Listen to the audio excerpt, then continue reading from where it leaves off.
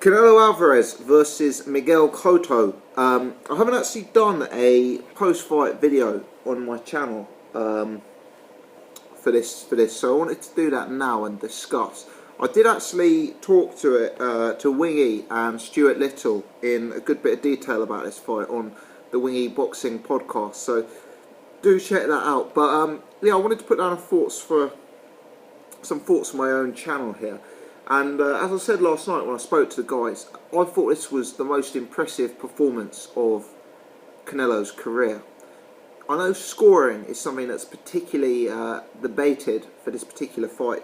I've actually just finished watching Dwyer's post-fight video, and whilst I'm, a massive fan of Dwyer and love everything that he does, I have to respectfully disagree with his analysis on this occasion. I actually scored the fight 117 to 111 in favour of Canelo Alvarez. So I scored it 9 rounds to 3. I can actually see an argument for scoring it even more dominant in Canelo's favour. Whilst I wouldn't necessarily score it that way myself, I can see good reason to score this fight 10-2. I really can. Don't get me wrong, it was close in places. I could also see good reason to score it 8-4. But in reality, I think 9-3 is quite a fair reflection here. I had the first 4 rounds very, very tight. And to a certain extent, you could pick either fighter in the first 4 rounds. It kind of depends what you want. But from round 5 onwards, I had Canelo pretty much dominating and really winning everything. It might have been a moment here or around there that I'd give to Cotto, but really, from round 5 onwards, I'm struggling to give Cotto more than 1 round. A lot of people talk about, and I've heard a lot of analysis in this fight, about how Canelo was landing the more eye-catching punches, how he had the harder punches, how he had the snappier work. And I certainly agree with that. He seemed to have the ability to land with power, whereas what Miguel Cotto was throwing seemed to bounce off Canelo. But it was more than that for me. It really was more than that, than just the power dynamic to this fight. I was actually really impressed by Canelo's boxing here. People talk about Canelo being a come-forward fighter. People talk about Canelo being flat-footed. And I think there's a tendency to consider Canelo to be like quite a basic operator. A kind of one-dimensional fighter, like a middleweight Ruslan Provodnikov or something like that. But for me, he's so much more than that.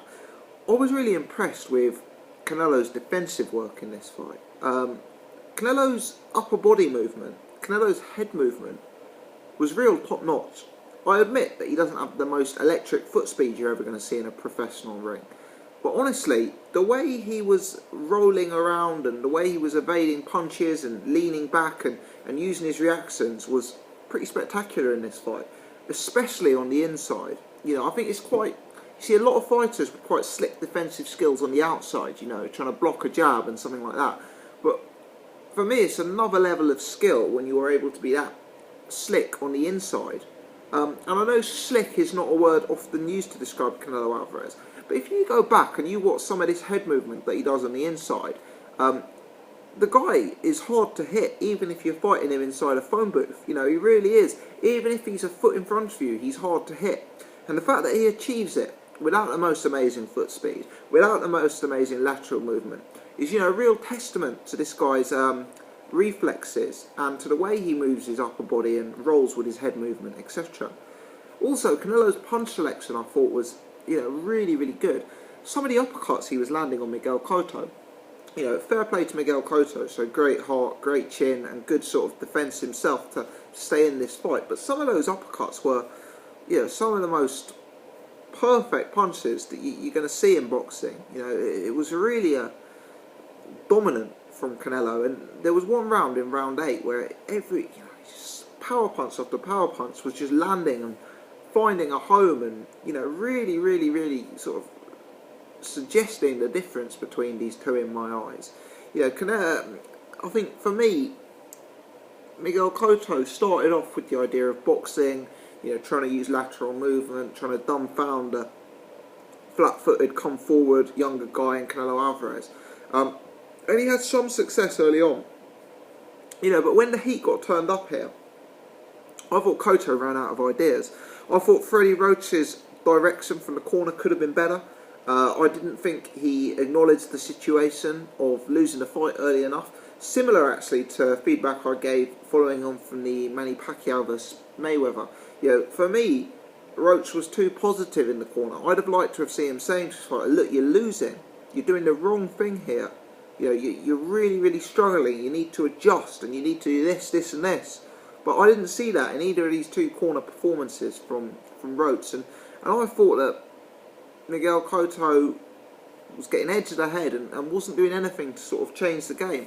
Round 8, he kind of came forward and tried to have it out with Canelo, and became more of a gunfight, if you like. But he got outmanned there. And I thought that whilst Miguel Cotto possibly does some things better than Canelo, on the whole, I felt he got outboxed. I think Canelo was landing the better shots, the more powerful shots, and I thought Canelo was a really, really impressive fight this by Canelo. It was hard to weigh out the form because Miguel Cotto at middleweight, or fighting above £154, let's put it that way, the form of his victories is debatable. Is that Sergio Martinez form worthwhile? Probably not.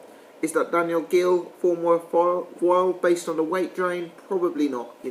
Has he actually achieved anything? And as I said last night, the only recent bit of form that was really, really relevant on the Miguel Cotto ledger, in my mind, was the loss to Austin Trout. That was the only full-strength opponent that he's been in against, and obviously we know how that fight ended up. So, few thoughts from me just then, but I disagree. I think, for me, the idea that Miguel Cotto did enough to win 6 of the 12 rounds here is farcical. I agree that the judging was maybe a little wide, and I know there's conspiracy theories, obviously, with the fact that Cotto's obviously upset the WBC. People are putting 2 and 2 together. 119-109 is harsh, but for me, to say 119-109 is a bad scorecard, it would be a worse scorecard to score this 114-114 in my mind, because Miguel Cotto just, for me, was getting outworked, outmuscled, and Canelo won this fight. Canelo won this fight. You've got to score a fight in a certain way. You've got to score it a round at a time. And I did give him 9 rounds out of the 12. But if you saw that fight just out of boxing, there was one dominant winner, wasn't there? And that was Canelo Alvarez. So I was really impressed by Canelo. There's some big fights out there for him. He's a likeable guy, a likeable fighter, and he's improving. Don't forget how young he is. This was a real step up from what I've seen before, and I'm excited to see more. Let me know your thoughts. Many thanks for watching.